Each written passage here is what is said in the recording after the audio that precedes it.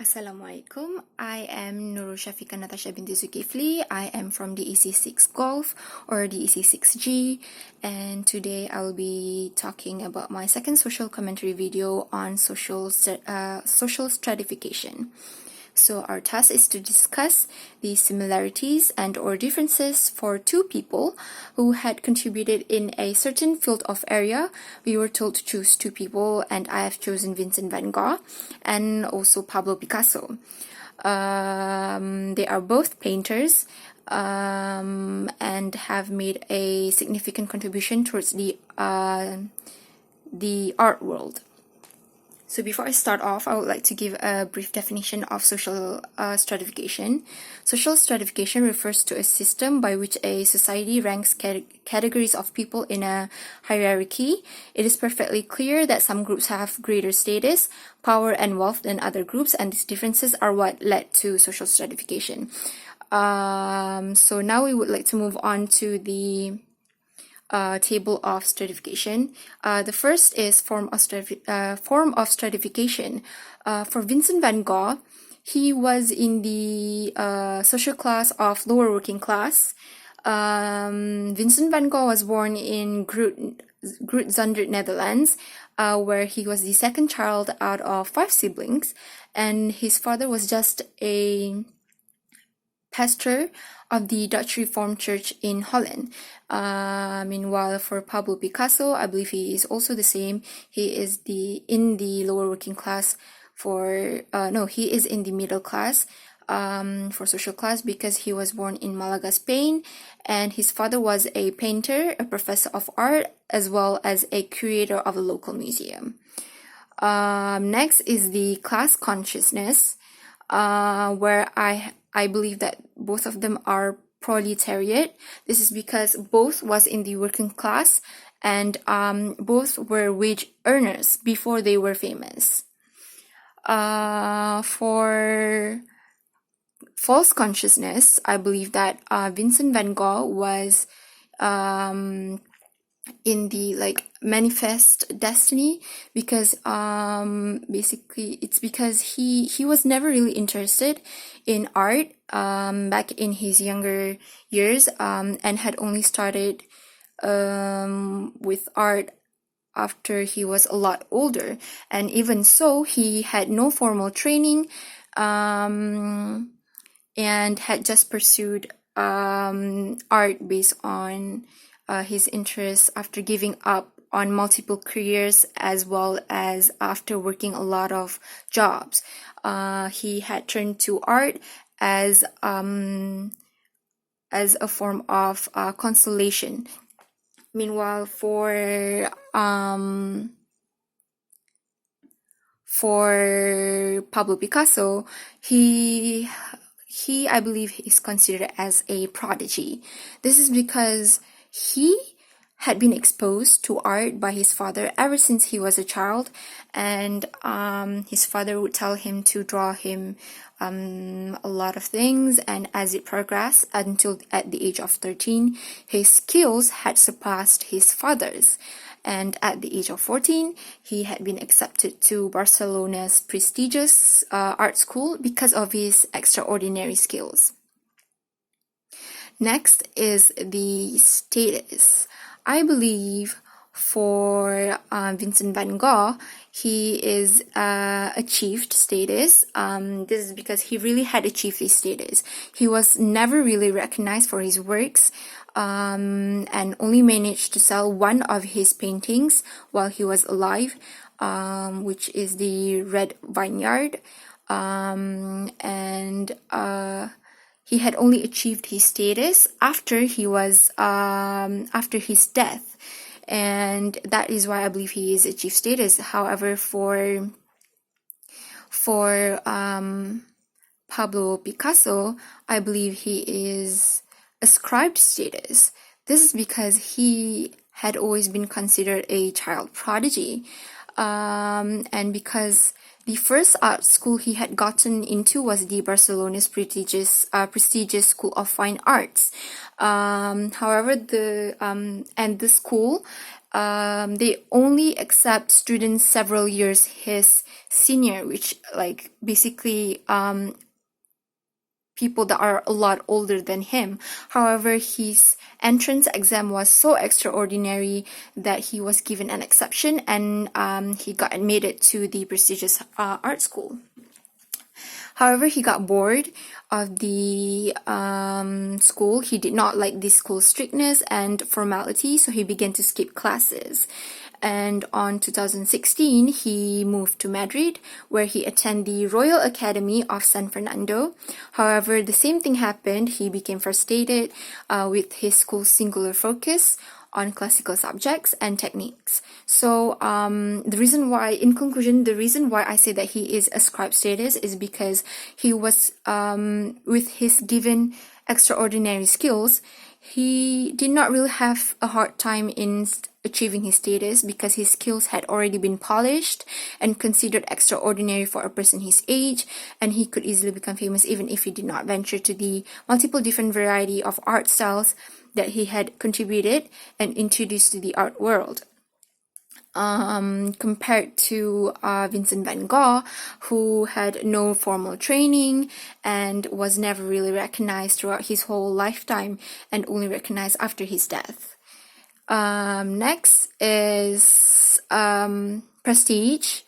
For prestige, I believe for Vincent Van Gogh, he has a huge influence on expressionism, Fauvism, and early abstraction. Meanwhile, for Pablo Picasso, he pioneered Cubism, which is a style of art, and made major contributions to symbolism and also surrealism. Meanwhile, for the ST, for Vincent Van Gogh, for people, he is considered an influential figure in the history of Western art, especially for the 20th century. And the same could be said for Pablo Picasso, because he is actually the most dominant and influential artist of the first half of the 20th century. Now, let's move on to the social economic status. For social economic status, I believe Vincent Van Gogh is middle class. This is because Vincent Van Gogh was poor and virtually unknown throughout his lifetime. Meanwhile, for the social economic status for Pablo Picasso is upper class. This is because he did get recognition while he was alive, compared to Vincent Van Gogh, and through there he had and also through the recognition for his contribution towards art, the one that I had said, which is Cubism, the symbolism and surrealism. He was very well known and became a very, very successful artist. It was told that at the time of his death, his net worth is worth 50 million. So that is why he is in the upper class. For poverty line, Vincent Van Gogh, I believe he is in the relative poverty underclass. This is because although he was very poor, his brother Theo Van Gogh had sent him money, if I'm not mistaken, every month to help him survive. He had not worked and had only painted because he had severe mental issues and constantly spent his time in the asylum. However, for Pablo Picasso, he is in the upper class, and this is obvious because, well, he had gained wealth through his contribution and also his work of art. Next, we go to the life chances. I believe for the life chances, For Vincent Van Gogh, he is disadvantageous. Like I said, I have mentioned countless times in this video that Vincent Van Gogh was poor. He did not get any recognition throughout his lifetime and only got recognition after his death. And he only managed to sell one piece of his art, which was the Red Vineyard. And that was the only piece of art that he had sold. And meanwhile, for Pablo Picasso, he is advantageous.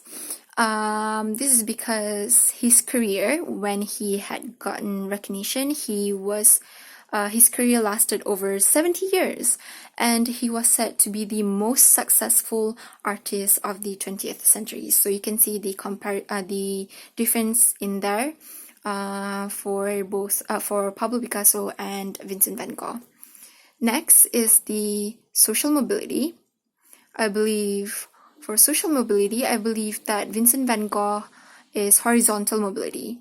Now, this is because I believe there is no change in his status. Like, he had no change in his status because, he had no recognition.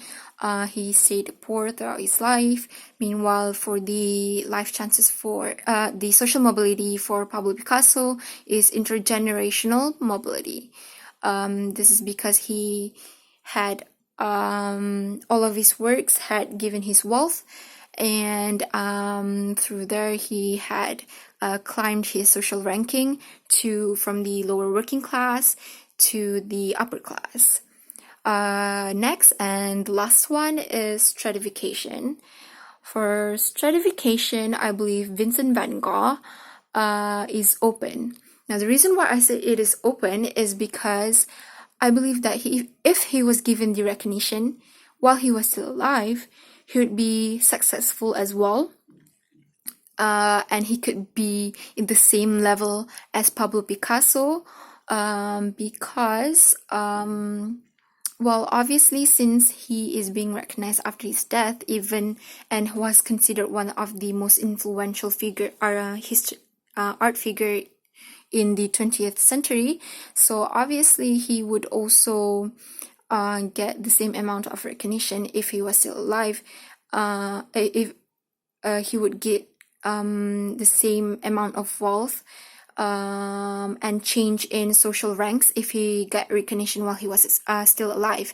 Meanwhile, for Pablo Picasso, it is similar. I said open as well. I think it is open for Pablo Picasso as well because he did get recognition.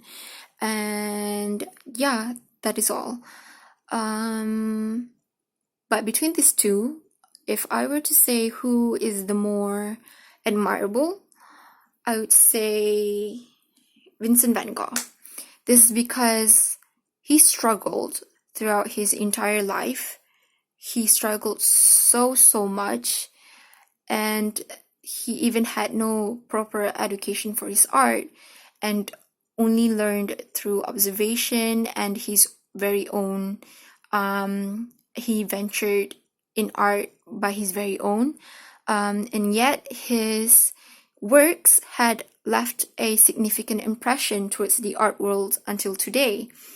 And because of that, I believe that he is more admirable, because he had no basic skills. He was never taught about it, and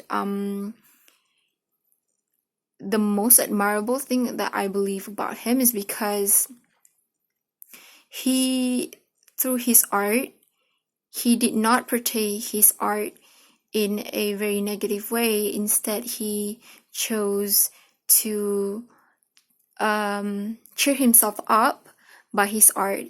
Instead of expressing his sadness through his art, he drew something that is happy, that could give a sense of happiness, because he had no sense of happiness, so he wanted to show that through his art of what he believes is happiness. So because of that, also, I believe he is the more admirable one among the two. And that would be it for this video. I hope you guys enjoy. Thank you for watching, and stay tuned for my third commentary video. Thank you.